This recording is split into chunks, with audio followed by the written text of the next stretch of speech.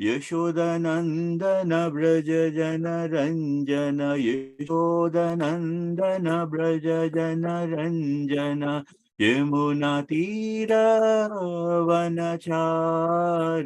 जय राधमाधव जय कुञ्ज बिहारी जय राधमाधव जय कुञ्ज बिहारी जय गोपीजन वल्लभा जय कुञ्ज बिहारी जय गोपीजन वल्लभा जय Kunj Bihari यशोदनन्दन Vraj जनरञ्जन यशोदनन्दन Vraj जनरञ्जन यमुनातीरवनचारी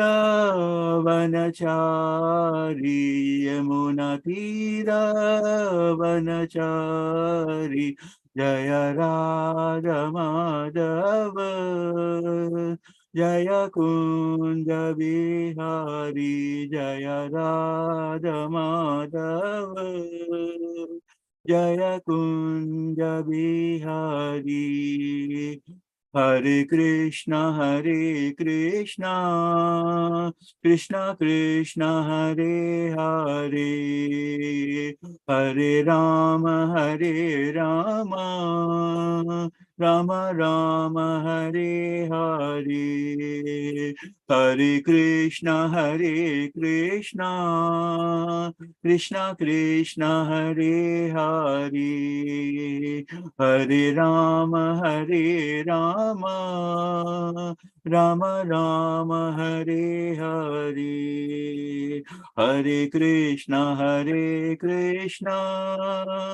Krishna Krishna Hare Hare Hare Ram Ram Ram Hare Hare Hare Krishna Krishna Krishna Hare Hare Hare Ram Ram Ram Hare Hare Hare Krishna Krishna Krishna Hare Hare Hare Ram Ram Ram Hare Hare Hare Krishna Krishna Krishna Hare Hare Hare Ram Ram Ram Hare Hare Hare Krishna Krishna Krishna Hare Hare Hare Ram Ram Ram Hare Hare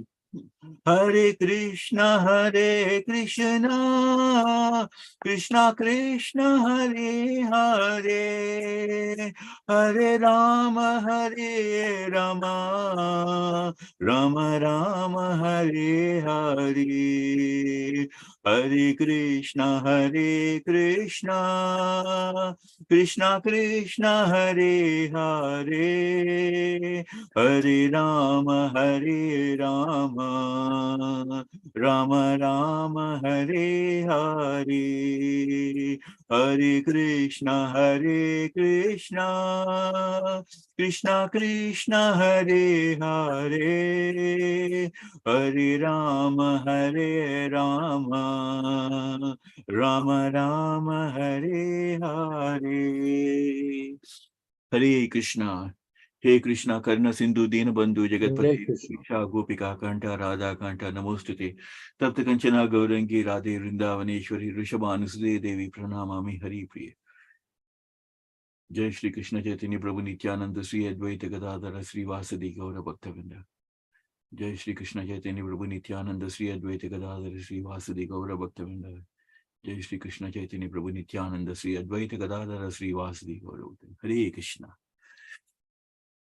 Hare Krishna. So it is always nice to start with the small kirtan before we get into the actual reading of Krishna book.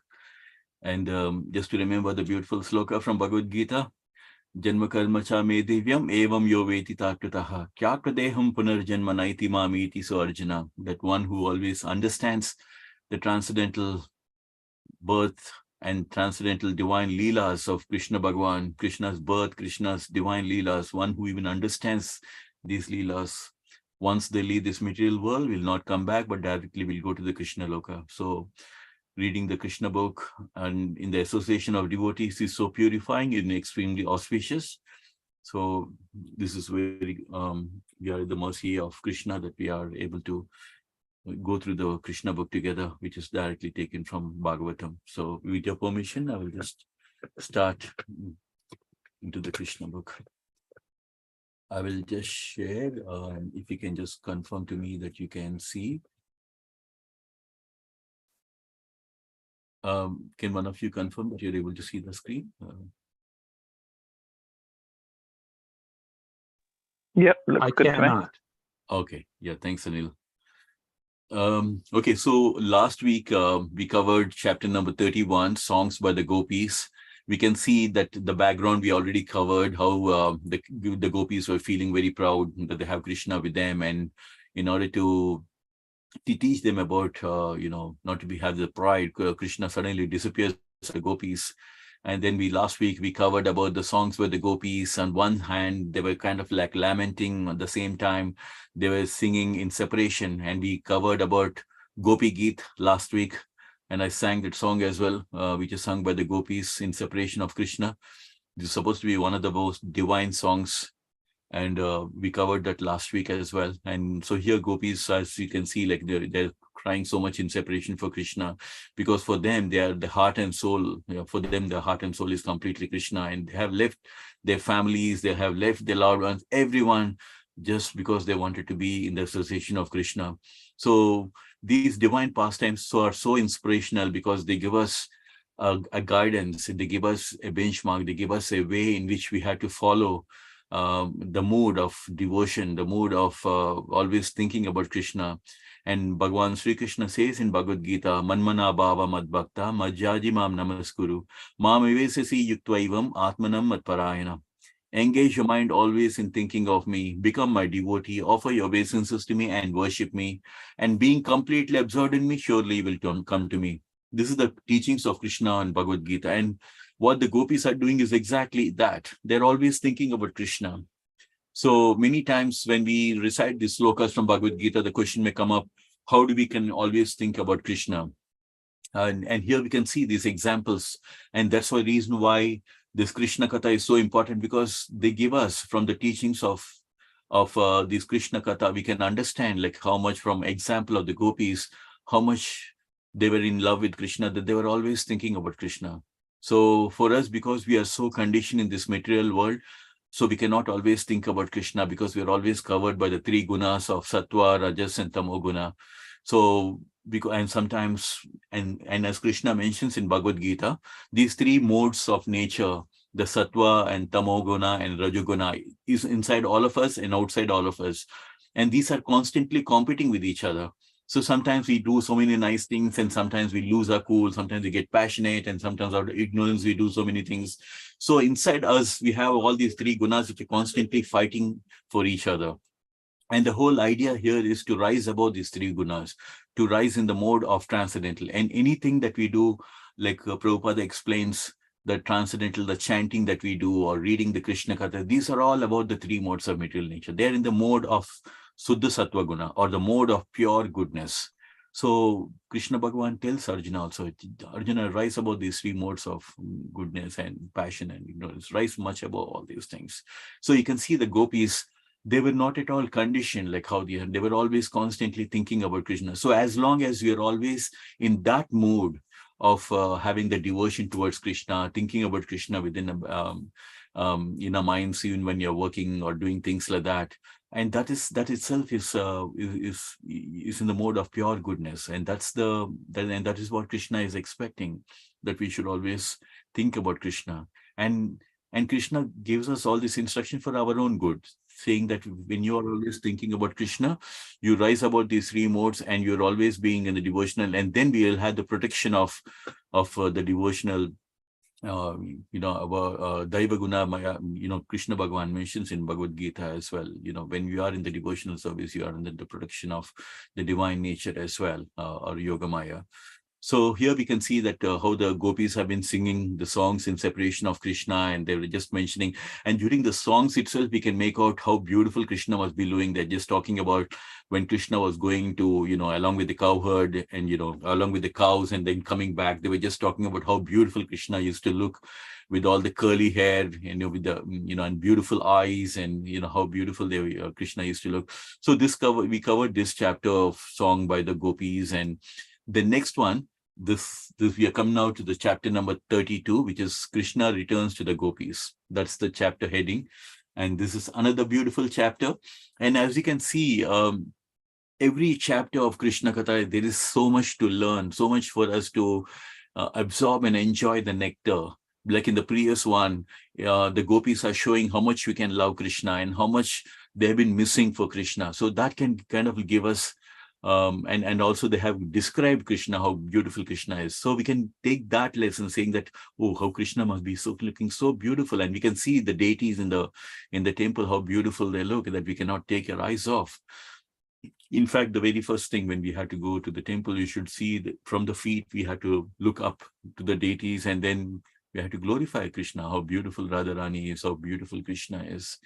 And that's the way in which we proceed, actually, when we even take the darshan of the Radha Krishna in the temple.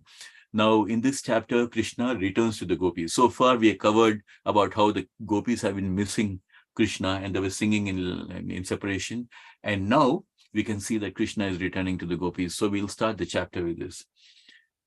When Lord Krishna finally appeared among assembled gopis, he looked very beautiful, just befitting a person with all kind of opulences. In the Brahma Samhita, it is stated, Ananda Chinmaya Rasa Pratibhavita Bihaya. Krishna alone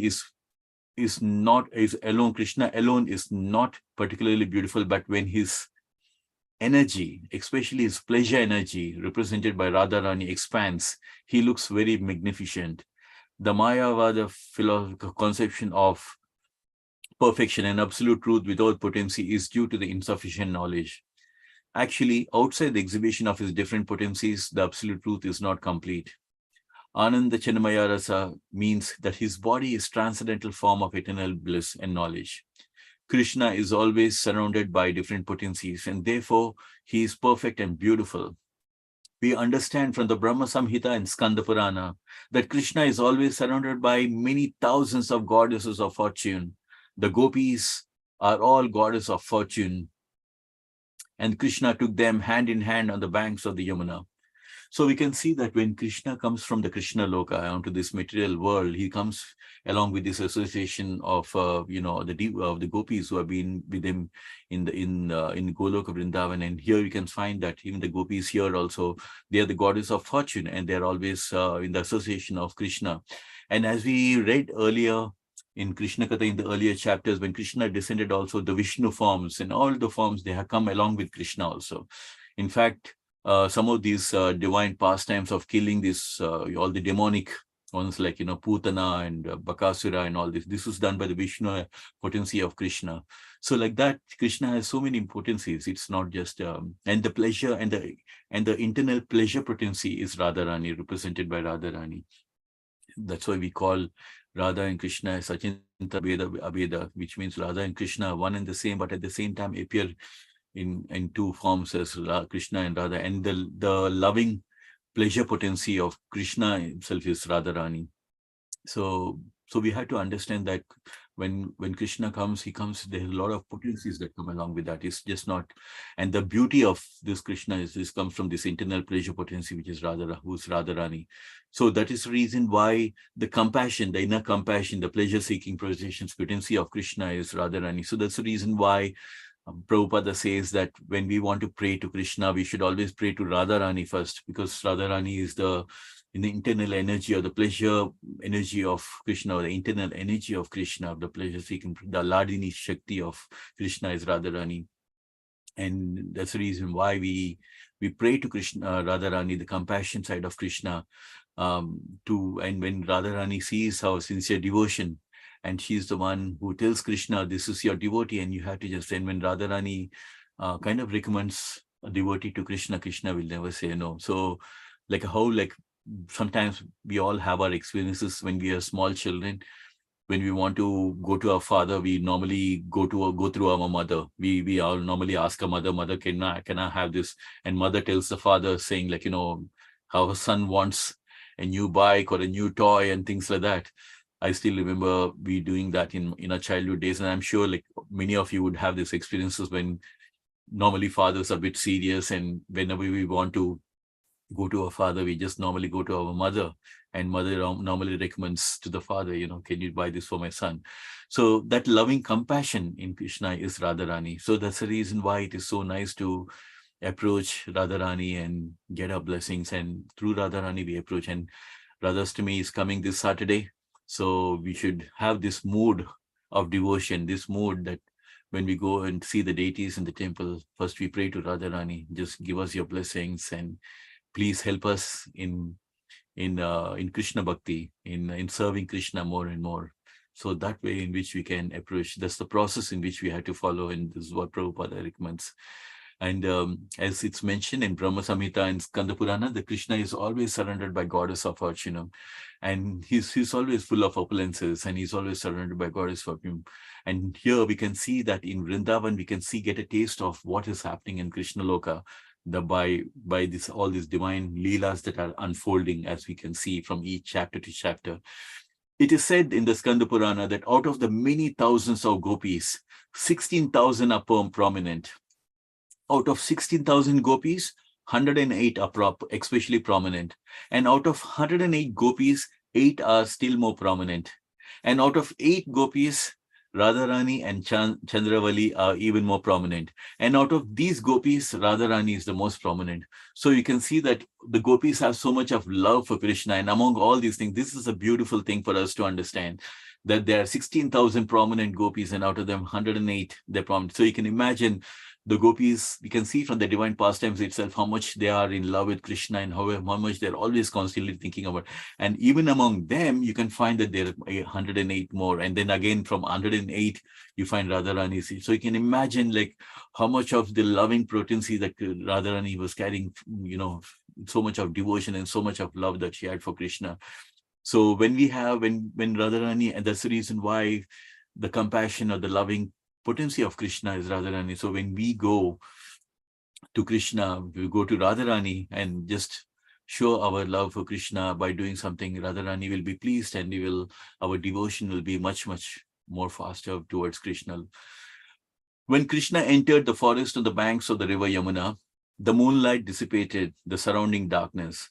Due to the season, flowers like the Kunda and Kadamba were blooming, and a gentle breeze was carrying their aroma. Due to the aroma, the bees were also flying in the breeze, thinking that the aroma was honey.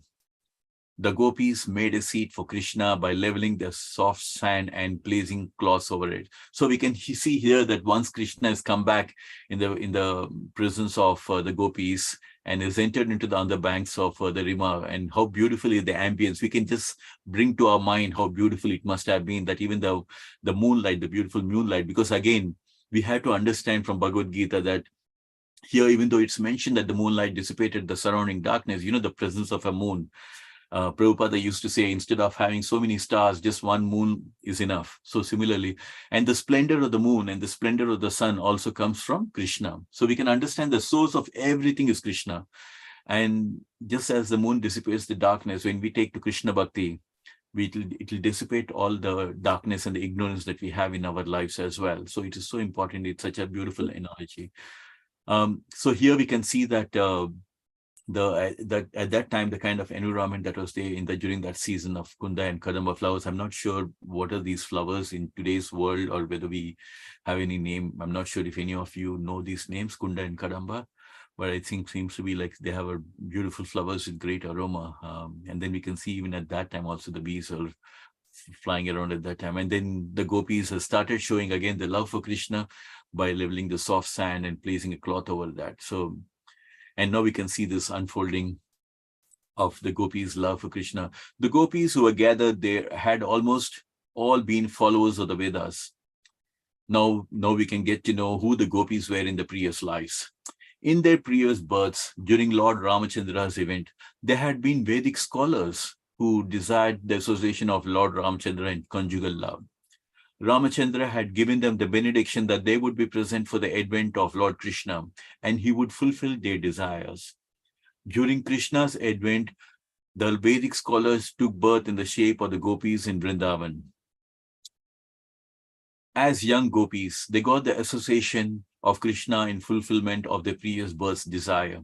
The ultimate goal of their perfect desire was attained, and they were so joyous that they had nothing further to desire. This is confirmed in the Bhagavad Gita. If one attains Supreme Personality of Godhead, then he has no desire for anything else. He's fully satisfied. When the gopis had Krishna in their company, not only all the grief, but their lamenting in the absence of Krishna was relieved. They felt that they had no desire to be fulfilled. Fully satisfied in the company of Krishna, they spread their cloths on the ground. Their garments were made of fine linen and smeared with the red kumkuma, which decorated the breast. With great care, they spread a sitting place for Krishna. Krishna was their life and soul, and they created a very comfortable seat for him. So we can see like here, it's so beautiful. And I heard about this before, and it's so beautiful to see, like many times people ask, like, how come, sometimes we think like, how come these gopis have so much of love, what is it that makes them love Krishna so much, or how did they have, because even when they were in Vrindavan, they were not thinking about Krishna as the Supreme Personality of Godhead, or they were thinking in terms of Bhagwan. Maybe they were thinking that, yeah, Krishna is very powerful and all that. But all they were doing is simply they were in love with Krishna. They were just wanting to please Krishna. They were just looking at him as a beautiful someone who's in Vrindavan with them, and their only objective is to serve them. And now we get an idea that the reason why they have so much of love is it's coming from their previous lives, that they had their previous lives at the age of Lord Ramchandra. When Lord Ramchandra was there in the Trita Yoga, they had so much of love for Ramchandra, and they had this desire to have the association of Lord Ramchandra. And because Lord Ramchandra, always, it was only one, he had a wife Sita, and at that point of time, even though Vedic scholars, even though they had a desire to have the association of Lord Ramchandra in conjugal love, at that time Ram said, like, in this avatar, I'm only for Sita, and in the next, when the advent of Lord Krishna happens, that's when their desires will be fulfilled. So we can see that Krishna and Krishna's avatars, like, as Krishna mentions in Bhagavad Gita, Ananyas Chintayanto ma ye jana paryupashite tesham nityabhyuktanam yogashemam vahamyaham. That Krishna is always reciprocating. He says that when you are engaged in devotional service, when you are in meditating constantly, and I will reciprocate as well. And, whatever you desire, I will respond as well.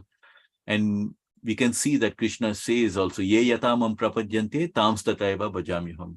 According to the level of surrender you have, I will also respond accordingly. So we can find that not in the Krishna, like Krishna mentions that in Bhagavad Gita, but even in the previous incarnation as Rama, seeing their love that they had for Lord Ram, and Lord Ram has reciprocated and said that not in this avatar, but again when Krishna is going to descend, and that's when your desires will be fulfilled. So we can see those Vedic scholars again born in the form of the gopis in this life, and that's the reason why you find and the Vedic scholars and the people at that time, they were so highly elevated that all they wanted was the association of Krishna or Lord Ram, nothing else beyond that. There was nothing in the level of lust. There was always about pure love and in the mode of Suddha Sattva Guna. So here we can see that's the reason why we find that the gopis had so much of love for Krishna. And so we find that gopis, one is like they are Vedic scholars at the time of Lord Ramchandra, who was again born in the form of gopis. And then again, we have other gopis who are actually come directly from Krishna Loka, who had actually always been in the association of Krishna. And they're the goddesses of fortune who had again came, in as part of this divine Leela of Krishna. So now that because of their constant love for Krishna, when they see Krishna, they had no other grief, but they were so totally relieved because they were happy to see Krishna again, and all they wanted to do is please Krishna again. And we can see here that they were just spreading the garment, and the garment whatever they had, and just making a seat comfortable for Krishna. Sitting amongst the seat among the gopis, Krishna became more beautiful. Great yogis like Lord Shiva, Lord Brahma, and even Lord Shesha and others always try to fix their attention upon Krishna in their hearts. But here the gopis actually saw Krishna seated before them on their cloths. In the society of the gopis, Krishna looked very beautiful. They were the most beautiful damsels within the three worlds, and they assembled together around Krishna. So we can understand from this Krishna Katha that the gopis were so beautiful looking, and Krishna was in the presence of these gopis. Krishna was looking even more beautiful because again, Krishna is the source of everything spiritual, everything material is the source behind it. And the gopis are so fortunate that even something which even Lord Shiva and Brahma could think of fixing their attention on Krishna within the heart, but the gopis were able to see Krishna not only in the heart, but actually seated next to him. So we can't expect anything more than that. It's something which must be the most blissful experience.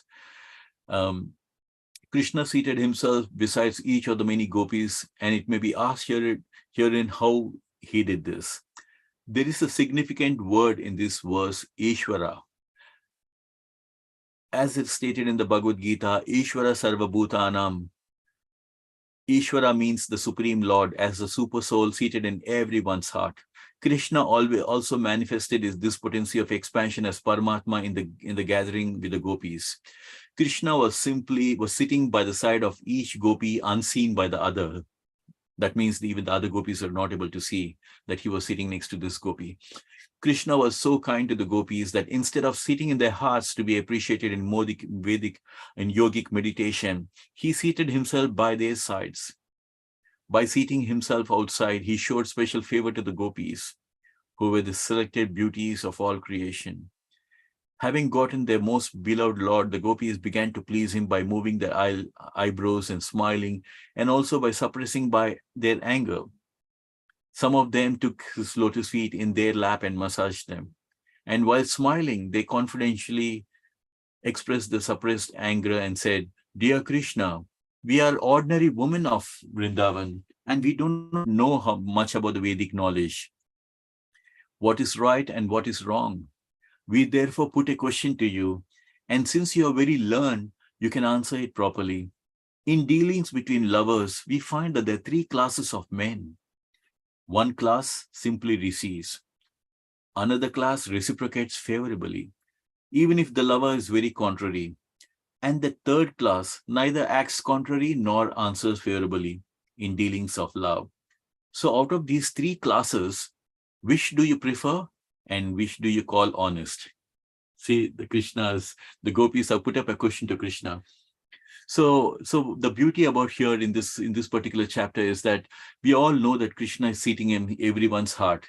In Bhagavad Gita, Krishna Bhagavan means Sarvasya chaham hriti sannivisto mata smritir jnanam apohanam cha vedesya sarvaraham eva vedo vedanta vid krudveda eva chaham.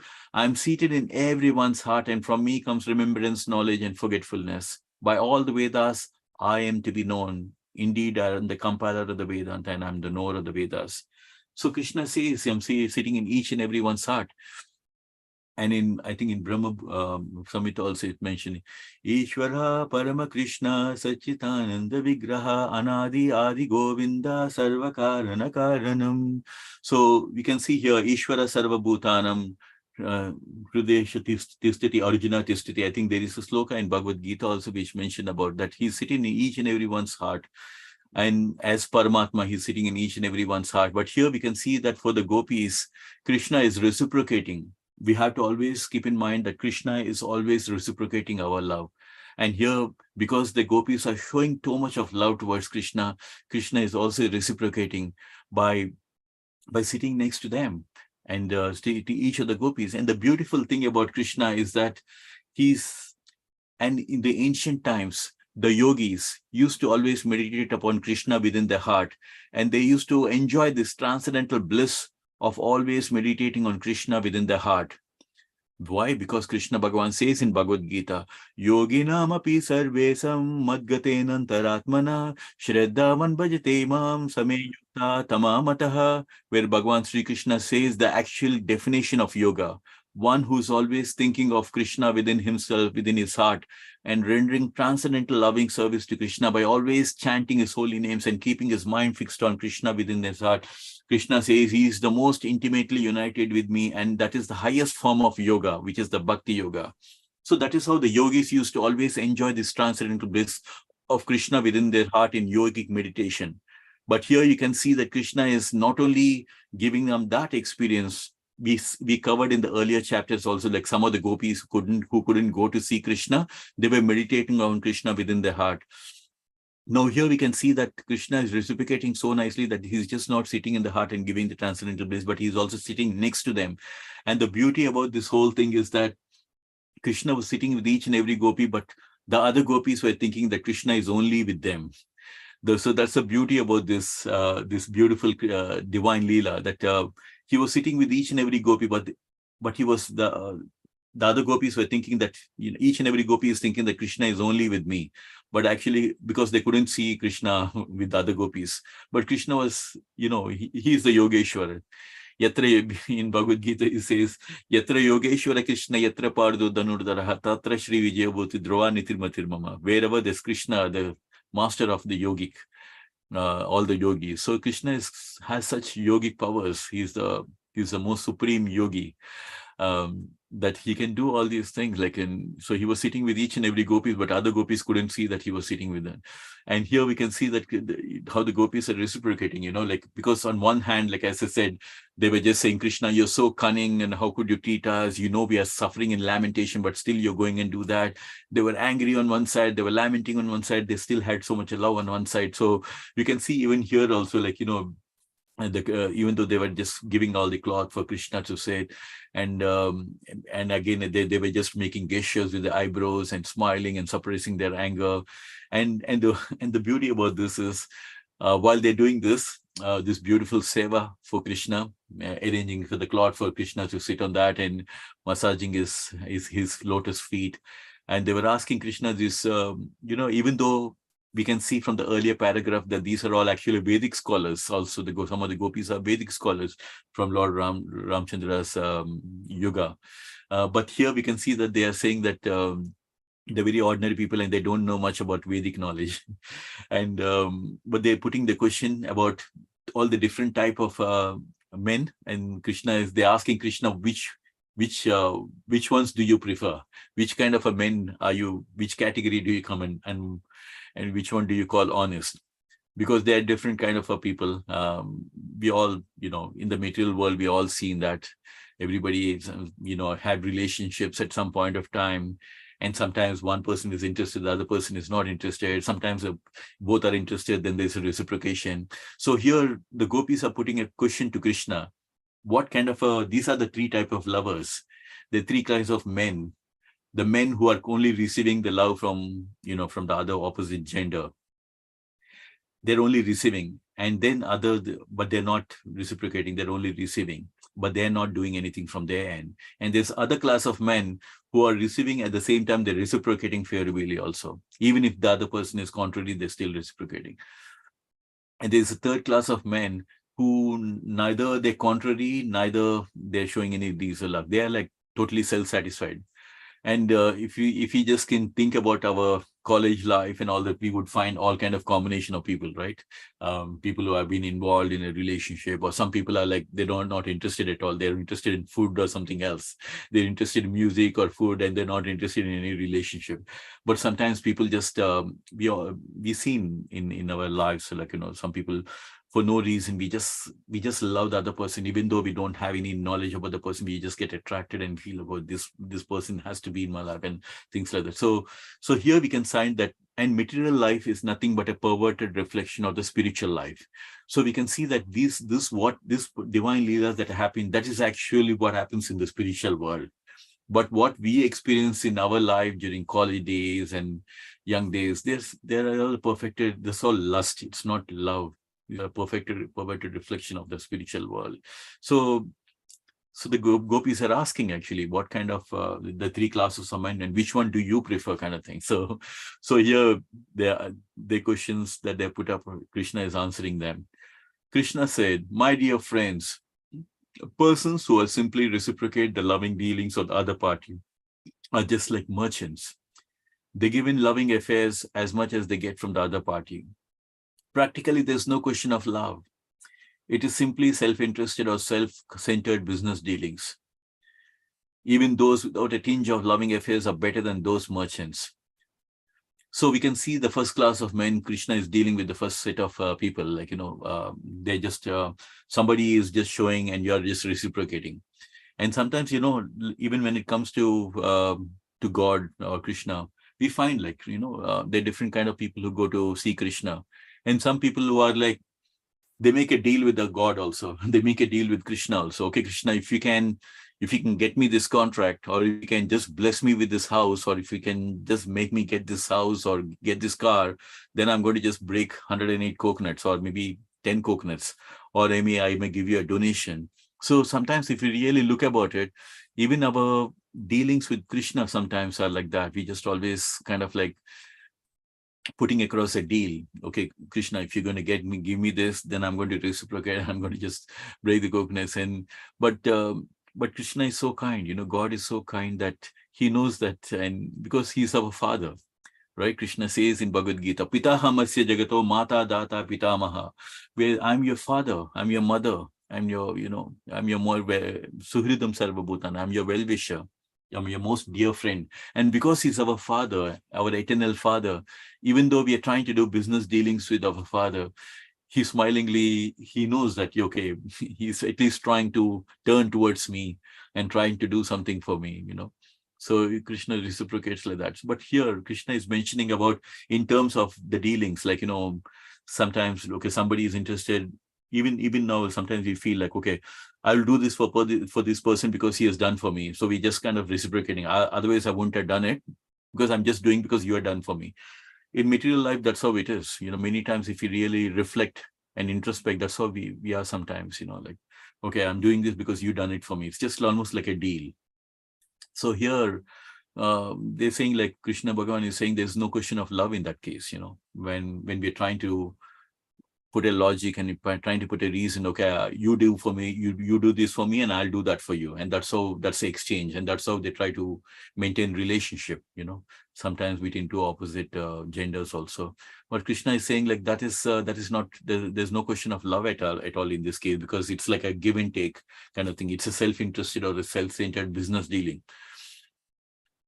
And without any, so he was saying that even those without a tinge of loving affairs are better than these merchants. So Prabhupada uses a nice word called, they're like merchants. They're like doing business, you didn't done this for me, so I will do this for you, kind of thing. So, and the second class of men is who love in spite of the opposition party contrariness. So he said there are some kind of, certain set of people, even though they're not getting the love from the other side, they're still showing so much of love. And we have a classic example of a father and mother, right? Sometimes they love their children so much, and that even though the children are giving a really hard time, so many sacrifices that parents do, sometimes they compromise on their on the things that they had to buy for themselves, because they want to keep that money for the children. So that is so much of a pure love. It comes closer to to God's love. That's why they say Matru Deva Bhava, Pitru Deva Bhava in our Sanatan Dharma. Matru Deva Bhava, like mother is like a, it's like a God's form, and father is like a God's form, because there's so much of a pure love that in spite of we giving so much of trouble, in spite of we giving so much of pain and so much of expense for them, still a father and mother is always treating the children with love, even though they don't get anything from the children, but they're still showing so much of love, parental love. So that's the second class of people that they're talking.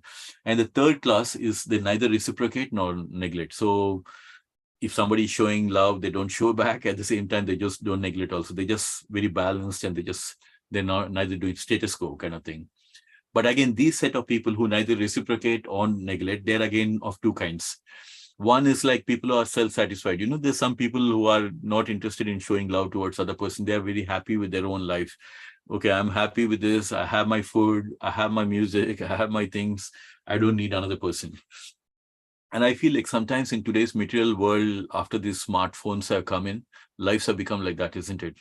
All we do is we just get onto a smartphone and start looking at it. We don't need anyone, we just have a smartphone. We just look into the social media and just kind of like take the company of the smartphone. And we can see that when we're traveling in the trains and all that, people are just lost in their own world they don't need it. They don't talk to the next person. Unlike in olden times, people used to communicate, talk to each other and all that. But like the TV, they say it's in like an idiot box. And next after that, now we have even smartphones also, which is making us even self-centered. And so the third class of men here we're talking about, and they're so Krishna is talking about, again, under this people who are neither reciprocating or neglecting. They are one set of people who are self-satisfied, who do not require anyone's love.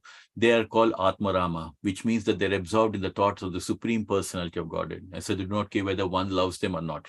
So here, actually, it's a very beautiful thing. In fact, one of the name of Krishna also, which we say is Atmarama, because someone who's like, self-sufficient and self-satisfied kind of thing. So here, they're only just thinking about Atmarama, a person, a devotional person, or is someone who's always thinking about a Krishna Bhakta, who's always thinking about Krishna, and he doesn't care whether somebody loves him or not. And there's other set of people who are completely ungrateful men, and they're called careless. And these are the people who belong to the group who revolt against superior persons.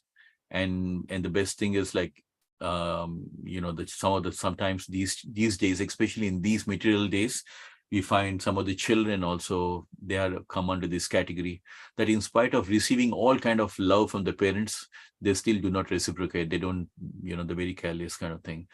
So, and those in this class are generally known as Guru Droha as well, which means that they receive favors from the parents or the spiritual master, and yet they neglect them. So this is a beautiful thing that Krishna Bhagavan is directly explaining about these different classes of men. And the people who do not reciprocate, and people who consider these loving relationships like a business dealing, and people who, in spite of receiving, do not receive anything but still show so much of love for the others. And the other set of people who are always self-sufficient, always thinking about Krishna, and they're very happy in that. In fact, this is the most important thing, that when we are engaged in devotional service, slowly we start losing interest in all material opulences and material lust kind of thing, because it's always because of our lust, because of our desires, material desires, and that's the one which is always dragging us and getting us into more and more karmic reactions. And that's the reason why Krishna says, Yat karosi yad asnasi yad juhosi dadasi yat tapasyasi kaunteya tat kur samad arpanam. That's why Krishna says, whatever you do, whatever you eat, whatever you offer, whatever you give away, whatever charity you do everything as an offering to me. In that way, you'll be freed from all the karmic reactions. So here, when we talk about Atmarama, our main focus is at a higher level. We're always absorbed in thinking about Krishna. And when we start engaging ourselves, this is the set of people where Atmaram, when we're talking about where they find their source of joy, or their main joy is coming from always thinking about Krishna. That because in the beginning, when we are chanting, there are so many distractions and all that, but our chanting also has to be raised to that level where our whole joy, when we want joy, we are only just switching off and just switching on our chanting and completely in transcendental bliss towards Krishna. And that's the goal, actually. The final goal of chanting is to go into that mode that we are finding completely joy and within Krishna. And when we are having that sincerity and when that deep devotion towards Krishna in chanting, and that is when Krishna is going to reciprocate and give us this transcendental pleasure in reciprocation. And the yogis and who are always engaged in this yogic meditation, that's where they are looking for. They are more ambitious than all of us.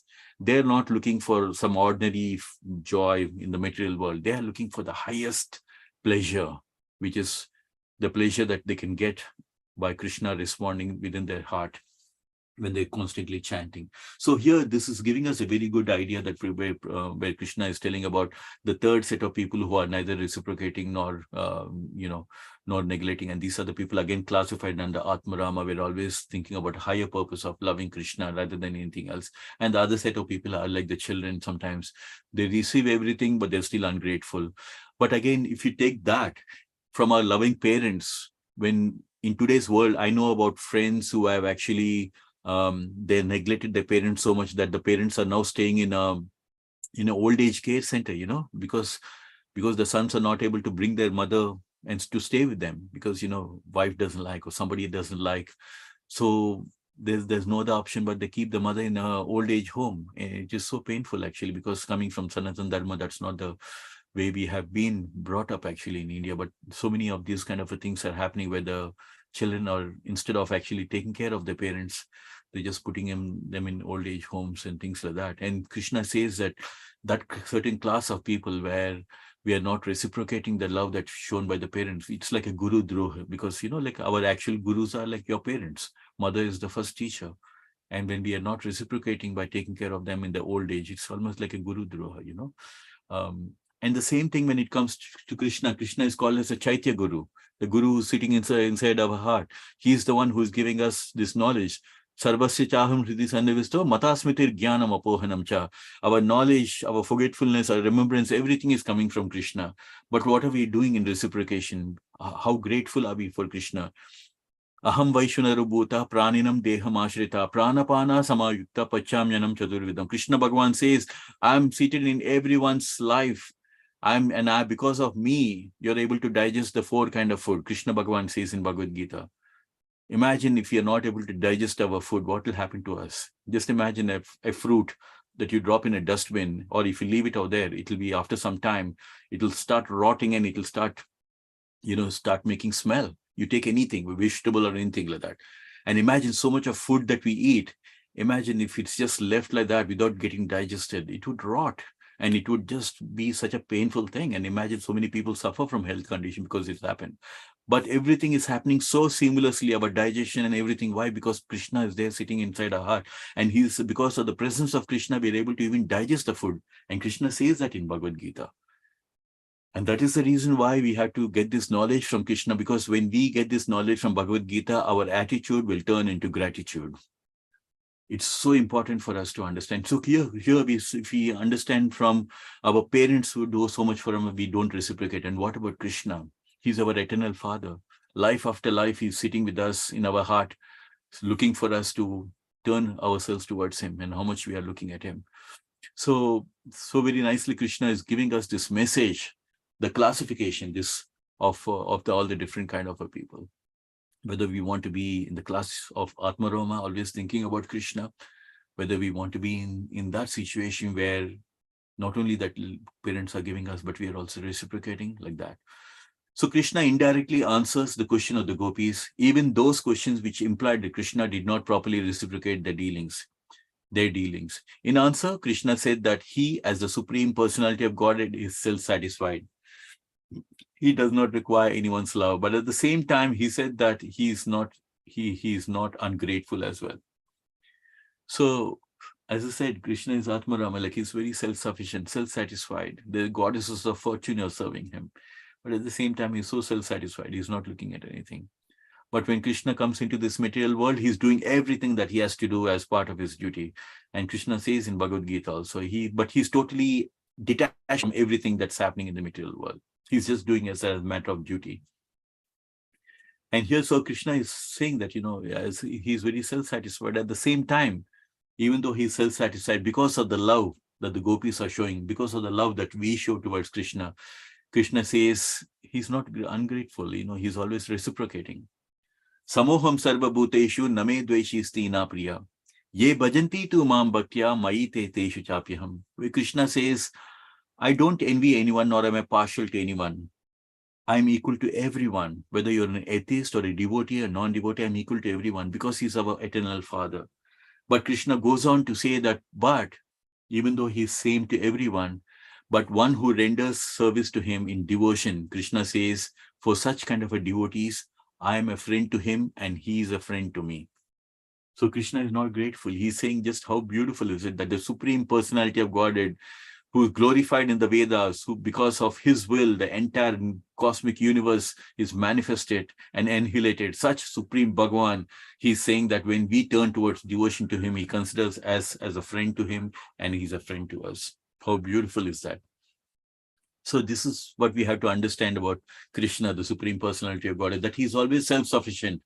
He is always being worshipped by the goddess of fortune. But at the same time, when we show a little bit of devotion towards Krishna, and that how much of devotion towards Krishna, that also Krishna mentions in Bhagavad Gita.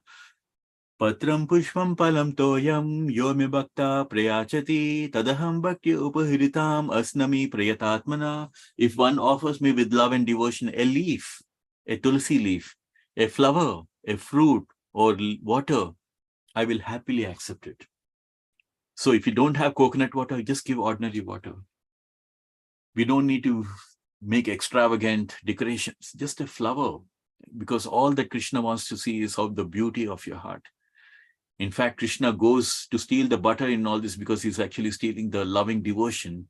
He's reciprocating the loving devotion. He's stealing those beautiful hearts of the gopis who are in Vrindavan. All these people in Brajavasis who are staying there, he was just going and stealing their hearts, which were like butter.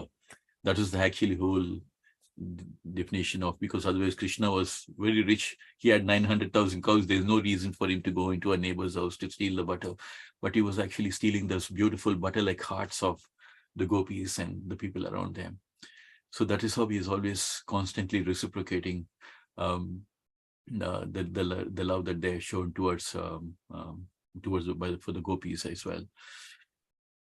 So I'm just kind of giving some of these things just to drive the point that the Krishna, even though he's self-satisfied, he's always reciprocating to the devotees whenever they, even if you show a small little thing. And Krishna is so kind that he says, Apiche dusu dudacharo bhajate ma maninya bhak sadhu eva cha mantavya samya vyavasito hi saha. He says, even if you are the most sinner of all the sinners, he says, one who is engaged in devotional service, even if you come from the family of sinners, or even if you're most sinners also, but if you are engaged in devotional service, Krishna says, or even if you do a little bit of devotion to a Krishna, Krishna says, in his view, he considered you as good as a saint. So imagine how beautiful it is that many times we say, oh, I have this habit, will Krishna love me? Oh, I have this deficiency, will Krishna love me? But Krishna says in Bhagavad Gita, even if you're the most sinner of the sinners, but if you are showing any devotion towards me, if you're chanting, if you make a commitment to Krishna saying, I'll chant only one round, just start with one round. Or saying, Krishna, I'm just going to sing this one song for you every day. Just any small commitment. Krishna says, in his eyes, you're as good as a saint. So we have to just take these beautiful messages from Krishna that even a small step that we take towards him, he takes 10 steps towards us and is reciprocating and just trying to make sure they get connected through the different devotees, and which will take them closer towards Krishna. My dear friends, Krishna continued, you might be agreed by my words and acts, but you must know that sometimes I do not reciprocate my devotees' dealings with me. My devotees are very much attached to me, but sometimes I do not reciprocate their feelings properly in order to increase their love for me more and more. If I can very easily be approached by them, they may think Krishna is so easily available. So sometimes I do not respond. If a person has no money, but after some time accumulates some wealth and then loses it, he will think of the lost property 24 hours a day. Similarly, in order to increase the love of my devotees, sometimes I appear to be lost to them. And instead of forgetting me, they feel their loving sentiments for me increase. My dear friends, do not think for a moment that I have been dealing with you as I deal with ordinary devotees. I know what you are. You have forsaken all kinds of social and religious obligations. You have given up all connections with your parents without caring for social conventions and religious obligations. You have come to me and loved me. And I'm so much obliged to you that I cannot treat you as an ordinary devotee. Do not think I was away from you. I was near you. I was simply seeing how much you are anxious for me in my absence. So please do not try to find fault with me because you consider me so dear to you. Kindly excuse me if I've done anything wrong. I cannot repay your continuous love for me. Even throughout the lifetimes of the demigods in the heavenly planets, it is impossible to repay you or show enough gratitude for your life, for your love. Therefore, please be satisfied by your own pious activities. You have displayed exemplary attraction for me, overcoming the greatest difficulties arising from family connections. Please be satisfied with your highly exemplary character, for it is not possible for me to repay my debt to you. This is so emotional and so touching. It gives us an idea how Krishna is reciprocating and how Krishna is feeling this sense of love that the gopis are showing towards Krishna. That they feel Krishna is reciprocating, and he's saying, like, he's just telling them. And this is a message for us sometimes, because when we are in devotional life, sometimes we get a doubt whether is Krishna reciprocating. Why is Krishna so calm? Why is he not doing anything? I'm having so many problems or things like that. So many times we have doubts in our minds. But these kind of leelas show that when we are turning towards Krishna, just like the gopis, they were always constantly thinking about Krishna. They have sacrificed by leaving their family and coming all the way for Krishna.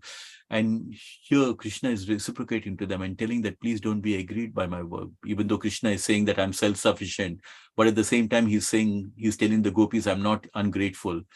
And the reason why I have disappeared from you is, one is going to teach you, like, about this pride, that you are having too much of pride, that Krishna was there in the company. So he wants you to just teach a lesson. At the same time, we all seen from our personal experience, right? When we love somebody and when the person is not there around us, we miss that person even much, much more. And when the person is there in our association, we are happy. We're happy in the association. But the actual love we can find when the person is not around. We'll be talking about the person. We'll be telling our friends. You can see mothers, right? Sometimes mothers, when the children are gone to school, or when they're small babies and they're not around, they're somewhere, put up somewhere, they're constantly talking about the children. We can see that even in offices, like sometimes the discussions around lunch is all about my child, there's my child, because even though they're not there with the child, they're constantly thinking about it because they just love the children so much. Similarly, here we can see that Krishna is saying that only in the separation, because they had so much of love, and because Krishna was not around, the love for Krishna was growing more and more. Actually, we've seen that, right? They were lamenting, they were singing songs for Krishna, and Krishna wanted to see that, how much of love they had for Krishna. So Krishna is eager to see, like, how much we have love for Krishna as well. So we can take the lesson from in our life that Krishna also wants to see, like, how much we have love for Krishna, how much we are ready to do for Krishna. Ye yatamam prapajyante tam stataiva bhajamiham. According to our level of surrender and our level of devotion to Krishna, Krishna is also reciprocating. So that's why most of the time when we go to the temple, we just have a checklist. Okay, I'm going to the temple, I'm going to see Krishna, then I'm going to go have prasadam, and then I'm going to feed the cows, and I'm going to, it's just almost like a checklist. And then we almost like a practical thing. Okay, these are the 4 things I'm going to do that and come back. And then when you come back into the material world, we are emotional about everything, about our iPhones and our things, our car and everything. But actually, it should be the other way around. Actually, our whole love and affection should be more towards Krishna. When we see Krishna, how beautiful you're looking at Krishna. When we go and just glorify the deities, you're looking so beautiful, Krishna, today. And then you pour your heart out and sing for Krishna during an arti. So all that emotion should be pouring out to Krishna. And so Krishna is also seeing, like, how much of love we are having towards Krishna, and also reciprocating in somewhere which will bring us closer towards Krishna. So here Krishna is telling the gopis, I would just wanted to see how much of love that you have for Krishna. And it's not, and Krishna is saying that's why he didn't respond. That's why he was not immediately showing up to the gopis, because he wants to see how much they love they have. At the same time, you can see that Krishna is reciprocating and also appreciating that they have so much of love for Krishna that he doesn't consider the gopis like ordinary devotees, because he knows the kind of sacrifices that we do. So even that's the reason why when we go to the temple, I'm always very, very conscious that, so many people who come to the temple, it's not a small thing, because many times in spite of challenges, especially in UK, the weather is not great. And sometimes you may have your life partner not interested in going to the temple, and you are interested. So you'll have to convince them, or there's so many other obligations, then you'll have to put aside those obligations and still come to see Krishna. So all these things are like small austerities, or small mini sacrifices that we do for Krishna. And Krishna understands all that because he's sitting in everyone's heart. And according to that, he's responding as well. And which is what he's saying here. And he's telling the gopis also, like, please don't find fault with me because that I disappeared, but I was just looking at how much you love me.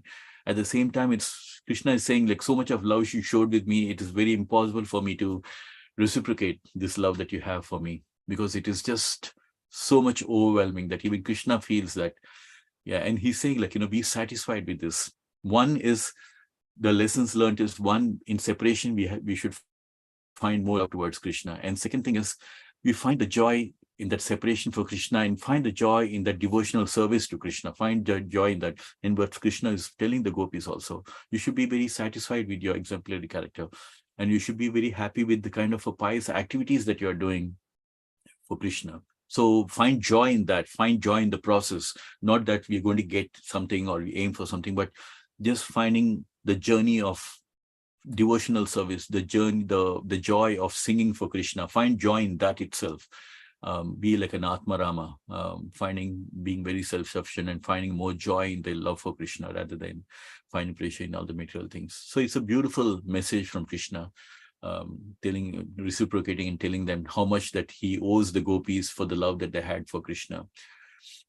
The exemplary character of devotional service manifested by the devotees of Vrindavan is the purest type of devotion, because there was no kind of give and take in this relationship. All that the gopis wanted to see is please Krishna, see the smile of Krishna, see the Krishna being happy. It's always about pleasing Krishna. It is enjoined in other authoritative shastras that devotional service must be ahai tuki and apratihata, which this means that devotional service to Krishna cannot be checked by political or religious conventions. The stage of devotional service is always transcendental. The gopis particularly showed pure devotional service towards Krishna, so much so that Krishna himself remained indebted to them. Lord Chaitanya thus said that the devotional service manifested by the gopis in Vrindavan excelled all other methods of approaching the Supreme Personality of Godhead.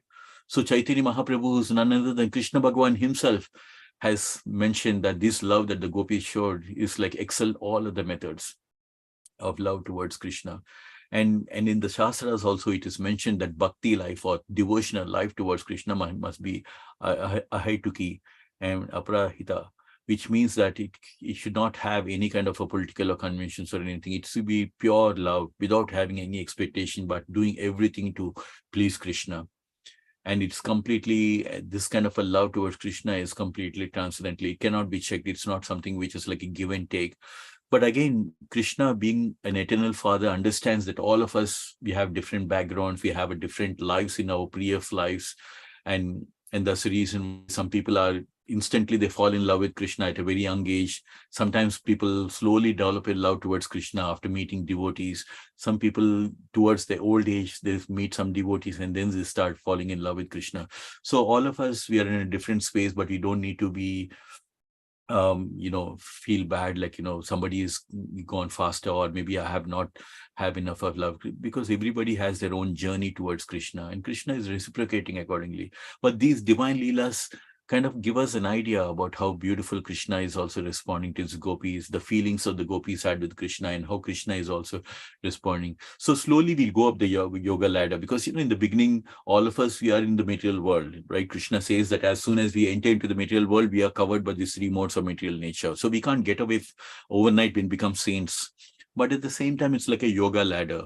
So in the beginning, we have, we just have a love towards Krishna. We just doing some chanting, and then we just listening to something, and slowly it increases, and then we start engaging ourselves in service towards Krishna, and slowly we start increasing our chanting towards Krishna. And slowly, once we feel like, when we get the taste, where Krishna Bhagwan says, Visaya vinivartante niraharasya dehinaha rasavarjam rasoprasa param drispani vartate. When you get a taste for this Krishna Bhakti, when you get a higher taste when you're meeting the devotees, when you're getting more transcendental pleasure by serving Krishna, when we get that taste, a higher taste, then slowly, automatically, the other things we'll start losing interest in other things, because we got a taste of something which is more sublime, more transcendental, more joyful, more blissful. So that is what our aim, right? So we don't need to, instead of focusing on our bad qualities or bad habits or things like that, focus more on how we can engage ourselves in Krishna Bhakti by doing some service for Krishna, or meeting with a friend, meeting with the devotees, coming more to the temple and doing service. So once you start growing in that yoga ladder, slowly the other things will start falling off. And that's the best way to do, because Krishna knows, like, we can't become like saints, or we can't become like the gopis overnight, but we can go up slowly up the yoga ladder by, from karma yoga, from jnana yoga. And because, as Krishna said in Bhakti Yoga, in Bhagavad Gita, that Bhakti Yoga is the highest. So our highest goal should be Bhakti Yoga. But for that, slowly we have this journey that we take, and slowly more towards that, which is what is called as pure love, or bhakti yoga, always trying to do everything to please Krishna. So that comes to the end of this beautiful chapter, 32nd chapter of Krishna, called Krishna Returns to the Gopis. I just want to open for any reflection. It is 9:13. It's a good time that we just completed this chapter, but I just wanted to open to get all your reflections and any comments, and but if there's any mistakes, kindly forgive me, and I would like to hear if there's anything, any kind of experience that you wanted to share and things like that. But one thing we can understand from the gopis is that bhakti life is that we can't put a logic to it. We can't say you can only worship Krishna like this, or why you just in the temple for this much of time. We can't say that, because each person's love and this thing, reciprocation of Krishna, keeps us completely engaged. Because I was recently talking to somebody, and they just said, like, Prabhu, why were you pulling rope for such a long time? You should have done it lesser time. And I'm like thinking, why were you looking at that, actually? Because we don't know, like, when we are in bhakti life, suddenly Nagaraj Prabhu and myself, we were there in the temple room the other day after the Janmashtami was over, and they suddenly called us to the temple, to the kitchen, and said, like, can you help us? And we were constantly, for 1.5 hours, I think we were just constantly helping them and doing that. So in bhakti life, we can't measure, or we can't put a logic to it. Can you do for 2 hours only? Can bhakti be only for 1 hour, 2 hours, 3 hours? We don't know. It's just a transaction, a beautiful divine transaction between you and Krishna. And as long as Krishna wants you to be engaged in that, and as long as you feel love for Krishna, that can't be checked by anybody else. That bhakti is, we have to mind our own bhakti. It's a transaction between us and Krishna. So that's my realization. Prabhuji, any insights, anything that would you want to add? Yeah, Sean Prabhu, I mean, you've covered so much material, so many points. I'm always somewhat, I don't know, amazed sometimes that devotees, yes, we hear about these things, about the exalted position of the gopis, but we're always feeling like, oh, I'm so fallen, and the gopis are so exalted, and I can't really hear about these things, or I'm not really supposed to even think about these things. But actually, just by especially these parts of the Krishna book, it's actually so inspiring to understand the gopis' intimate connection with Krishna, the loving relationship, the loving exchange, the give and the take. And Krishna is also serving the gopis. The gopis are controlling Krishna. So much is going on here. And one point, of course, I've learned over the years is that, and to a certain extent, we have to understand that these stories are there to allow us to understand, how we are supposed to engage in devotional service, that the gopis are there as an example on some level. We have to appreciate that in the Chaitanya tradition, yes, it's all about Radha and Krishna as Chaitanya, and ultimately we talk about Radha and Krishna, it's about the gopis, it's about Rasa Leela. We don't want to become sahajas, obviously, but we have to be able to engage. And the best way really to engage in these topics is to read these chapters by Prabhupada. In other words, we're getting it right from the direct source, Srila Prabhupada. We're hearing from the pure devotee. And that can never be harmful. That should always be embraced. We should not shy away from hearing these pastimes of the gopis from the pure devotee. We should be very cautious about hearing these pastimes from other sources, but when it comes to Srila Prabhupada, we need to embrace it. And certainly one part that I'm trying to comprehend over the years, the gopis set an example of worshiping Katyayani Durga, as well as Gopishvara Shiva, and that should also be embraced on some level. We should understand that there is a proper way that the gopis actually petition the blessings and mercings of Shiva and Durga in their lives in order to advance in their intimate relationship with Krishna. And again, this is a topic that shouldn't be dismissed so easily. It's actually part of our tradition. Anyway, you're doing very nicely, Shyam. What can I say? I'm just adding on a few addendums here. I'm very much enjoying your recitation of KrishnaBook with your insightful comments and thoughts. Thank you, Prabhuji. Yeah, I feel fortunate that in your association we are able to read the KrishnaBook and try to understand some of these divine leelas, which alone will give us more knowledge about Krishna and help us to understand in this journey. Because during this Krishna journey, there could be many doubts keep coming on the way, but only these divine leelas will make us very clear that the gopis, since how the sacrifices that they taken and all what they were only interested in that. So that will give us a sense of determination that no matter whatever happens, no matter how many our material relations happen, our determination should be how do we increase our bhakti word Krishna? How do we only please Krishna? Just to be in the books of Krishna, that's our main focus of. And that will help us to understand, because material life is such that we always get some kind of a material doubts. We start always applying logic. But I think we have to be very careful that when we have this lila, there could be so many people get disappointed even in spiritual life, because there could be some people who put you down and some people say they correct you and things like that. But as long as we are hearing these leelas, we understand that we have to rise above all these things and aim for Krishna Bhakti. Yeah, and that the gopis were actually the topmost renunciates.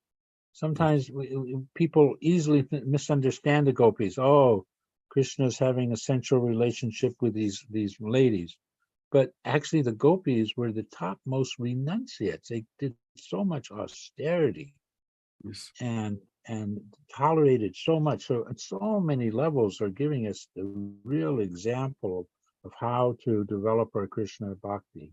And we should embrace these things. We should try and understand them as much as we can. Yes. Generally, in the early stages of Krishna bhakti, devotees will say, well, I'm just trying to understand Bhagavad Gita and chant my rounds. Yes, but also we should not neglect KrishnaBook. Certainly it was there in the very early era of ISKCON, KrishnaBook, and it was studied, it was read, it was openly discussed. Yes. And I really, really enjoyed that we're having these ongoing Zoom sessions and being able to read together, discuss together, think about it, meditate on these stories. Of course, we can read them by ourselves, but again, so many times devotees just, their day is so full, so many things are happening, they don't read Prabhupada's books. So anyway. I was told that when Prabhupada was there on Janmashtami, the morning they used to fast, in the evening towards the end of the day they used to read Krishna book. That was the practice that was followed during the Janmashtami time. Well, Janmashtami, of course, but even, okay, my memories of life in the Brahmachari ashram in the 70s, we would have milk prashadam, and there would be a designated reader for like half an hour, 45 minutes, Krishna book, before we took rest. That was like a standard practice. It wasn't, and I don't know if the devotees still do that in the ashram, but this was supposed to be like our training, that we actually engage in understanding, these leelas, these pastimes, and hopefully on some level, then when we sleep, we're dreaming about them too. But the point is, Krishna consciousness, especially in the ashram years, it's all about proper training. Hearing and chanting about Krishna, reading Krishna book was like a standard everyday practice. Every day. And actually, there were times devotees, especially in New Vrindavan, I remember, they would have these Krishna book challenges where there would be a moderator asking difficult questions out of Krishna book, and different parties answering the questions. It was like exciting. Devotees became quite learned actually in Krishna book. Nowadays, it's like a little bit passe. Yes, we have Krishna book, but it sits on the bookshelf. Who reads it? Yes, Prabhuji, because there's so many beautiful takeaways, like seeing how Krishna is reciprocating to each and every gopi. Every gopi thinks that Krishna is only with me, and he was doing the same. So like that, we have to keep in mind that even though we have so many devotees or different level, senior devotees, younger devotees, or different kind of devotees, we have to keep in mind that Krishna is again there, available for each and every devotee, that we all can have our own personal relationship with Krishna. That's such a powerful realization. Yes, Krishna's with all the gopis, but each gopi is thinking that Krishna is only with me. Yes. That's, unless we develop that personal relationship, how is it possible that we can think of Krishna towards the end of our lives? Unless there is an emotion, because we have seen in material life that we can only, towards the end of life, you'll only think about people whom we are attached all our lives. You'll only think about your sons, but unless we have this personal relationship or emotional bonding towards Krishna that we develop over the years, how is it possible that we can think towards that? So I think along with this journey, it's important to develop this emotional, these leelas will help us to understand that there are emotions, and Krishna is also responding to these emotions, like how the gopis had.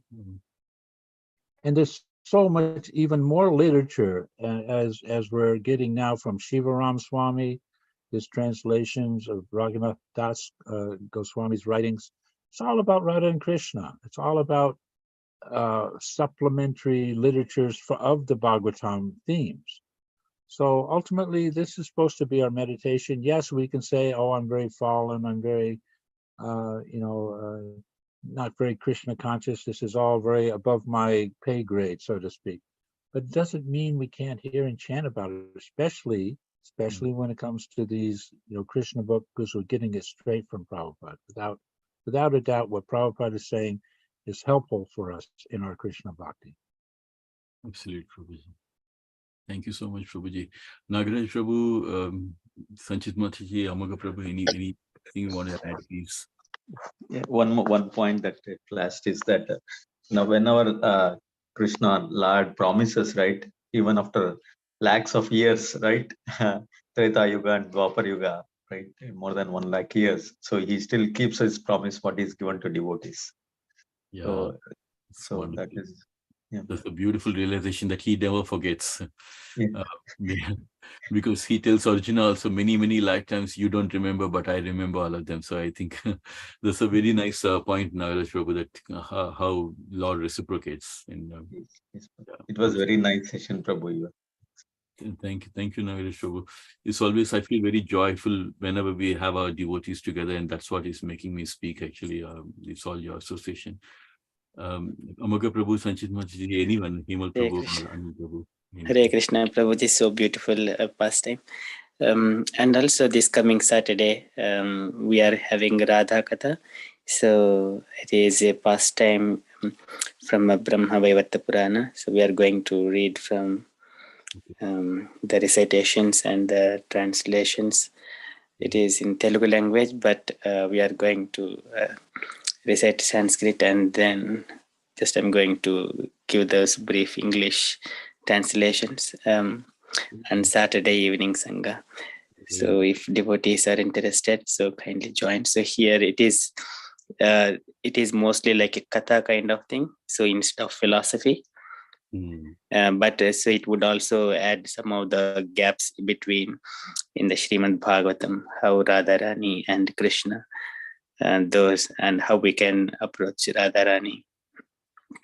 Very nice. And how Radharani benedicts the devotees, and how she would take devotees to Golok personally on her chariot. So very nice. Very nice. Yeah. Thank you for letting us know.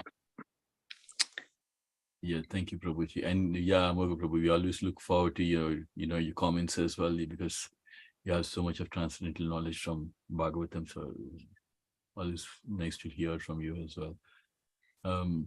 Yeah, Himal Prabhu, Sanchit Machi, anything you want to add, you can. Hare Krishna Prabhu, it's such a wonderful session, like so much nectar to absorb, especially these chapters are like so deep, because soon Krishna will be moving out of Vrindavan, and then the Leelas completely change. So these are very deep chapters of like the Gopi Geet you sang last week. This chapter, like so deep knowledge, and you explained very beautifully with all your insights, the shlokas you added. So amazing, like very beautifully explained. We don't have any doubts as such. Points also, everything you covered. And yeah, like and to have this association in like reading Prabhupada, you were very fortunate to be able to like reading this book for a sangha, and also having Prabhupada disciple, like reading Prabhupada's book with the Prabhupada disciple, and like in our sangha. So that's very blissful in itself with Ramnath Prabhu. It couldn't have been better. That's all I can say. And about Prabhupada, KrishnaBook, Ramnath Prabhu was mentioning they had in Brahmachari Ashram reading every day. Last year we went to Radha Desh. So after the 7 o'clock aarti, we saw like every single day from 7:30 till 8 o'clock, they would read the Krishna book every single day. And then we were there and we participated for 2 days. So it was really very, very nice.